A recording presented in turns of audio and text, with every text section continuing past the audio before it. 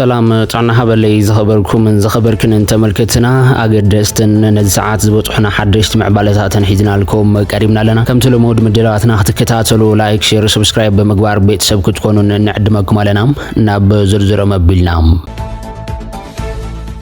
بفلما كم حزبن هلاونا نعرسو سننا المصاينا نقالس سلازلنا قالسنا دما فتحاون قنعنيو كنعوتو ونينا كبل جنرال مغبي حيله تزاريبوم حيلتات مخته جنبار معراب بكتما شرارو بسرعه بلصقنا بلعل سراوي تግራይ ዝተፈጸመ መጽቃዕት ድሮን ህዝብን ሰራዊትን ዘራዩ ጽንዓትን ሓራንን ናዶም ንምቅራብ حيلتات مخته جنبار معراب مس ህዝብን መምሕዳርን ከተማ ሸራሮ ወረዳ ታሕተ ያዲያቦብ ዝገበር ወዘተ እዮም ነዚ ገሊጹ ዘላም ኣብልዕሊ ሰራዊትና ዝበጽሐ ናይ ድሮን መጽቃዕቲ ይሕርነና ክብሉ ድማ حيلتات مخالتات جنبار مرغاغيطوم زالام ابت بوتا ترخيبو ملእخت زحلف جنرال مغبي حيله كم زبلو دما صار حزب تግራይ ዝኾነ ስርዓት ብልጽግና ብልዕሊ ሰራዊትና መጥቃዕት ድሮን ካይዲዩ በዚ ዝምብርከኽ ሰራዊት ትግራይ ኮነ መምሕዳርን ህዝብና ይህሉን ንሕና ከም ህዝብ ንህላውና ንዓርሰ ውሳነና ንመጻዕድልና ንምግሃድ ንገብረ ቃልስ ንሕይል እምበር ኣይንስኮንን ክብሊ ተሰሚዑ ዘላም ቃልስና ፍትሓውን ሓቀኛን ቃልስ ይዝበለ ጀነራል መግቢ ሓይለ ስለዝኾነ ድማ ዓወትና ናይ ግድኒ ክብል ረጋጊጾም ሕዚ ተጋሩ ኣብ ወሳነ ናይ ምዕራፍ ቃልስ لنا نحلواتنا ندحنتنا نغبرو قالسي كنعوت راي زلنا كنعوت اندحر كوينا دما خلنا تغارو بحد حلام نزينا حبار علامه معوات كم تغارو كنرباربي يغبايلو لام استفلي مدب سراح لنا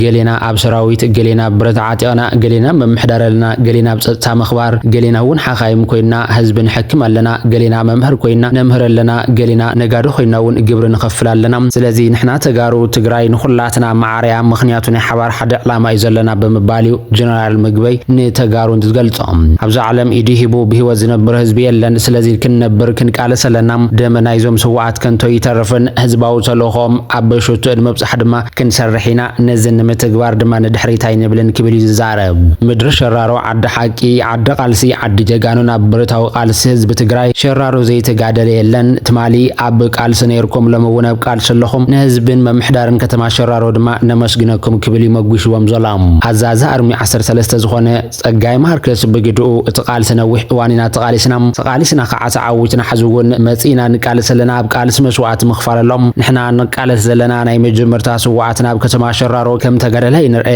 ኣማረት አረቀ ጃዕፈር አልጋነሽን ካልኦትን ዝተሰውሉ ዕላማ ሕድሮማይ ንዕብርን ኢልና ንቃልስ ነርና ለምውን መስዋዕቲ ዘጋጠሞም ሕድሮዞም ሰዋዕት ከይጥሎም እዩ ንቃልስ ዘለና ክብል ድማ ይተሰሚዑ ዘላም ኣባል ማእኸላይ ኮሚቴ ሕወሓትን ዋና መሓዳር ዞባ ሰሜን ምዕራብን ዝኾነ ወልደ ብርሃ ገብረ ጻድቕ بوغنو اب درو سماعتات نذكر الورح سنب زلنا اوانيو اتمتقعت درو نغاطيم زلو حدريزوم سماعتات دما نعنا كبار حلافنتيو سلازي سراويتنا حزبنا ممحدارنا زري قرصنينت ونن صنعات دما لعل واغا زوهاب يلولام توكلت حزب كتما شرارن وردا تحت يديابون بوغنوم سراويتنا زرعيو صنعاتن جغننتن ازيو زخرعيو نحنا كم حزب زكوي تغبار يحرننا امبر ايم مركخنا نحزونا بغون سراويتنا خوينا زوهابنا تلوهن فصمينا كبليو تسميع زلام لومي سنة 2018 عام تمرت بمخنيات سراحة صقنا نختما مقل حويشو وابستوسونو كفالات تግራይ ግልጋሎት ሓይሊ መብራህቲ ተቋሪጡ ከም ዝውዕል ግልጋሎት ሓይሊ ኤሌክትሪክ ኢትዮጵያ ፍሊጦላም እቲ ምቁራት ግልጋሎት መብዛሕትኡ ክፋል መቀለ አዲስ አበባን ነختማ መቀለ ሓዊሹ ድማ ኣብስተወሰኑ ክፋላት ትግራይ ከጋጥም ይተባይሉላም በመሰረት እዚ ኣብ ከተማ መቀለ ከባብታት ኣብርሃ ካስተል ቀበሌ 18 ዲያስፖራ ቤት ትምህርት ማጂክ ደብረ ዳሞ ሓወልቲ ሰማዕታት ቢሮ ድምጽያነ ሆቴል ፕላኔት ጅብሮኽ ከባብ እንዳ ማርያም ጎግሳ ሆስፒታል መቀለ ቀበሌ 14 15 16 17 ከባቢ አይና ዓለም ካብ ንግሆ ሰዓት 2 ክሳብ ምሽት 12 ተቋሪጡ ከም ዝውዕል ግልጋሎት ሓይሊ ኤሌክትሪክ ኢትዮጵያ ፍሊጡ ዘላም ስለዝኾነ ድማ ሕብረተሰብ ነዚ ተረዲዩ ግቡእ ምድላው ክገብርን ጽገና ተዛዚሙ ክሳብ ዝመለስ ድማ ብትዕግስት ክጽበዩ እቲ ሓይሊ ኤሌክትሪክ ጸውዕ ዘላም فرنساويت غازيطኛ ካብ ኢትዮጵያ ተባሪራ ተባሂሎም ኣብ ጋዜጣ ላክርዋ ተሰርሕ ዝነበረት ፈረንሳዊት ጋዜጣ ናብ ትግራይ ከይዳ ትዕዝብትን ጸብጻብን መስራሓ ሲቡ ካብ ኢትዮጵያ ከም ዝተባረረት ፈረንሳዊ ማዕኸን ዜና አጃንስ ፍራንስ ፕረስ ይሓብሩ ዘላም ኢትዮጵያ ብልዕሊ ነጻ መራኸብቲ ብዙሓን ትገብሮ ዘላ ዘቕጥን ዓፈናን ተቐጽሎ ከም ዘላ ድማ ማዕኸን ዜና ሓቢሩሎ ታጓል 30 ዓመት ፈረንሳዊት ጋዜጠኛ አውጉስቲን ፓሲሊ ካብ መጋቢት 2023 ጀሚራ ኣብ ኢትዮጵያ ከም ወኪል ኩና ተሰርሕ ከም ዝነበረትን እቲ ፈረንሳዊ ማዕኸን ዜና እዩ ሓቢሩ ዘሎ ሰነዳይ ጉዳያት ወጻእታ ጋዜጣን አጃንስ ፍራንስ ፕሬስ ኣብ ዝሃቦ ሓበሬታ እቲ ምስጓጉ ክርድኦ ከም ዘይኽእልን እኳ እንተገለጸ እታ ጋዜጠኛ ግን ናብ ትግራይ መጽያ ብሰርሐቶ ጸብጻብን ኣብ ትግራይ ዝተፈላለዩ ከባቢታት ተንቀሳቒሳ ጸብጻብ ክትእክብ ምፍታናን ስዒቡ ናብ አዲስ አበባ ምስ ተመልሰት እዩ ካብ ሃገር ክትወጽእ ተነጊርዋ ዘላ ቅድመ ዋራ ሓቢልዎ እንተኾነ በኢትዮጵያ ሕጋዊ ፍቃድ ዘለዎ ወኪል ጋዜጠኛ አገልግሎት ዜና ፈረንሳይ ዝኾነ ኣብ ትግራይ ኣትዩ ክጽብጽብ ንዝሓዞ መደብ ጉዕዞ በመንግስቲ ኢትዮጵያ ከም ዝተኸልከለ ተዘካሪ እዮም እቲ ጋዜጠኛ ናብ ሽረ እንዳስላሴ ንምኻድ ናብ መንገዲ ኣየር ኢትዮጵያ ብዝኣተወሉ ካብ ሚኒስትር ጉዳያት ወጻኢ ኢትዮጵያ ፍቃድ የብልካን በመባል ጉዕዞ ክስረዝ ከም ዝተገበረን እዩ ማዕኸን ዜና ዝሕብር ኣብ ማዕርፎ ነፈርቲ አዲስ አበባ ዝተረኸቡ ኣባላት ድሕነት ድማ ንምንታይ ተባሂሎም እንትሕተቱ እዚ መምርሒ እዚ ካብ ቀረባ እዋን ጀሚሩ ተግባራዊ ዝግበር ዘሎ ትእዛዝ ክብሉ ምላሽ ከም ዝሃብዎ ይሕብር ጉጅለ ዶብ ኣልቦ ጋዜጠኛታት ድማ ሕጋዊ ፍቃድ ንዘለዎ ወኪል AFP መንግስቲ ኢትዮጵያ ዝኸልከለሉ ኣገባብ ምጥሓስ መሰል መርከባ ሓበሬታ በመባል እዩ ገሊጹዎም ዝተሓይዙ ቅድም ክብሉ ንሰለስተ ብዝሃገር ዝሰርሑ ጋዜጠኛታት ሮይተርስ ፍቃድ ስርሖም ክሕደስ ከም ዘይከኣለን ሓሙሽተ ጋዜጠኛታት ኣብ ቀይዲ ከም ዘለውን ካልኦት ክልተ ወኪላት ዶይቼ ቬለ ድማ ፍቃድ ስርሖም ከም ዝተሰረዘን በመግላጽ ኩነታት ዓውደ ሚድያ ዝሃገር ኣብ ዝተሓሳስብ ብርክ በጽሕሎ ምባሉ ተዘካሪዮም እዚ ዜና ብዝሕበረሉ ዘሎ እዋን እምበር ቀዳማይ ሚኒስትር አብይ አሕመድ ኣፍልጦ ክወሃቦ ተባሂሉ ዘሎ ቀዳማይ ሚኒስትር ኢትዮጵያ አብይ አሕመድ ኣብ ሞሮኮ ከተማ ማራካሽ ኣብ ዝካየዱ ውሩይ ዋዕላ ኣመራርሓ ቢዝነስን አፍሪካ 2026 ኣፍልጦ ክወሃቦም ተባሂሉላ ምስ ቀዳማይ ሚኒስትር አብይ ቤተዘመዲ ፕሬዝዳንት ዛምቢያ ሃካይንዴ ሂችሌማን ኣብ ወንበር ኮሚሽን ሕብረት አፍሪካ ነበር ዱላሚን ዙማን ኣብ ዓመት ኣብ ሞሮኮ ከተማ ማራካሽ ኣብ ዝካየዱ ዋዕላ 100 መራሕትን ቢዝነስን አፍሪካ ክብርን ኣፍልጦን ካብ ዝወሃቦም ፍሉጣት መራሕትን ውልቀ ሰባትን አፍሪካ ምዃኖም ይግለጸላ እዚ ዋዕላ ካብ መላእ ኣህጉሩን ኬንያን ዝመጹ መራሕታዊ ፈርትን ዲፕሎማስኛታትን ለውጥ ዘምጹ ሰባትን ዝተባሃለ ንዓበይ ዝኸይድ ዘሎ ተገዳስነት ስዒቡ ኣዳለውቲ ናይቲ መደብ ድማ ካብ 19 ክሳብ 21 ሰነ 2018 ኣብ ሞሮኮ ከተማ ማራካሽ ከም ዝካየደ መፍለይጦም ዘላ ቀዳማይ ሚኒስትር አብይ አሕመድ ኣብ ኢትዮጵያ ዝካየድ ዘሎ ግሰ ሰብኣዊ መሰላት ብዝምልከት ካብ ውሽጣውን ዓለም ለኻውን ተጣበቕቲ ሰብኣዊ መሰላት ብርቱዕ ነቐፌታ ዝጋጥሞ ዘሎ ኮይኑ ኣብ ክልላት ኣምሓራን ኦሮምያን ዝካየድ ዘሎ ጎንፅን ከምኡውን ኣብ ትግራይ ዘሎ ተኣፋፍን ኣብ ኣፍ ደገ ኩናት ዘሎ ፖለቲካዊ ዘይምርግጋእን ድማ ብቕድሚት ይጥቀስ ኢዜማ ብወገኑ መንግስቲ ፌደራል ኣብ ልዕሊ ሕወሓትን ትግራይን ስጉም ክውሰድ ተማሕፂኑ ዘሎ ፓርቲ ዜጋታት ኢትዮጵያ ንማሕበራዊ ፍትሒ ኣብ ትግራይ እንጽላልዩ ዘሎ ዝበለ ወተሃደራዊ ወጥሪ ብዝምልከት ዋናው ጸብጻብ ዘውፅእ ኮይኑ እቲ ውድብ ሕወሓት ንደርጊ ስዒሩ ስልጣን ካብ ዘትሕዝ ጀሚሩ ንፈጸሞም ጥፋታት ብምዝርዛር ንሕጂ ዘሎ ሃገራዊ ጸገም ምኽንያት ሕወሓት ዘስፈኑ ናይ ብሔር ፖለቲካ ክብል ዝገልጾም ንምድንጓይ ትግበራ ስምምዕነት ፕሪቶሪያን ዘይምምላስ ተመዛበልትን ሕወሓት ጥራይ ተሓታት ዝገበረት ውድብ ነዚ ሓይሉ እዚ በቃ ክበሃል ከም ዝግባእ ኣብ ትግራይ ዘሎ ወገናት እውን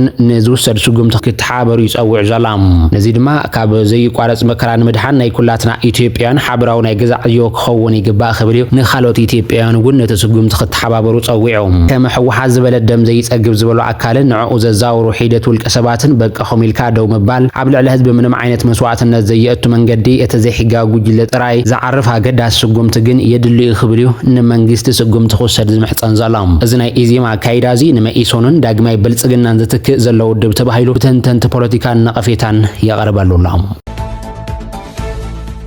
ቅድሚ 6 ዓመት ኣብ ትግራይ ዝተወልዐ ኩናት ዝሃለቁን ዝተማረኹን ኤርትራውያን ስድራ ቤቶምን መቅረቦምን ዓዊልካ ዘይትበኽየሉ ሞት ሕፁይ ኮይኑዎም ኣብ ከቢድ ስቃይ ወዲቆም ከም ዘለዉ ካብ ኤርትራ ዝተረኸበ ሓበሬታ ተመልኪቶም እቶም ኢትዮጵያ ከይትበታተን ተባሂሎም ምስ ሰራዊት ማእኸላይ መንግስቲ ኢትዮጵያ ኣብ ትግራይ ኣትዮም ዝሃለቁ 10 ሽሓት ኤርትራውያን መንግስቲ ኤርትራ ክሳብ ሎሚ መርድእ ስለ ዘይተነግረን ወለድን ስድራ ቤትን ግዳያት ብኽትርጉሃን ስቃይን ኮይኖምን ይሞቱን ይሓሙን ከም ዘለዉ ካብቲ ከባቢ ዝተረኸበ ሓበሬታ ተመልኪቱላ እቲ ካብ ወርሒ ጥቅምቲ ጀሚሩ ዝተኻየደ ኩናት ኣብ ክልላት ዓፋርን ኣምሓራን ዝተኻየደ ሰቃቂ ኩናት መንግስቲ ኤርትራ ዕድመ ስልጣን ሰልፊ ብልጽግና ንምክልኻል ብዙሓት ክፍላት ሰራዊትን ብርጌዳትን ሓደሽቲ ተዓለምቲ ኣባላት ሃገራዊ ኣገልግሎትን ኣብቲ ባርዕ ክጥበሱ ከም ዝገበረ ጸብጻባት ይመልክቶም ኣብቲ ኩናት ዝሞቱን ዝሰንከሉን ዝተማረኹን ኤርትራውያን ብኣዋጅ ዘይተሓበረ እኳ እንተኾነ ገስጋስ ሰራዊት ትግራይ ንምዕጋት ነቲ ዝተበታተነ ሰራዊት ብልጽግና ንምሕጋዝን ሰራዊት ኤርትራ ኣብ ዘይፈልጦ ቦታ ኣብ ቅድመ ግንባር ተሰሊፉ ስለ ዝተዋግአን ካብ 40,000 ክሳብ 80,000 ኤርትራውያን ከም ዝሃለቁ ዝተፈላለዩ ጸብጻባት ይመልክቶም